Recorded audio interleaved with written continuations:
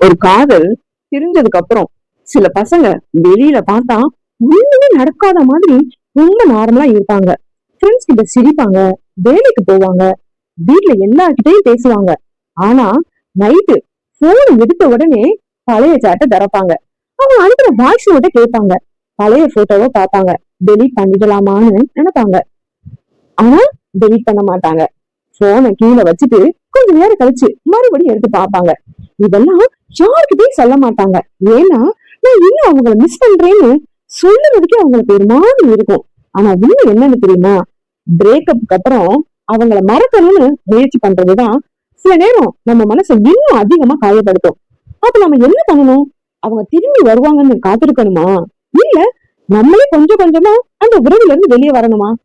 இதுக்கு என்ன செய்யணும்னு முழுசா சொல்லி இருக்கேன். ஃபுல் வீடியோவை காதல் மொழிகள் சேனல்ல பாருங்க. ஆனா ஒரு விஷயம் மட்டும், அவங்க உங்களை விட்டுட்டு போயிட்டாங்கன்னு நீங்க உங்களை மட்டும் விட்டுடாதீங்க.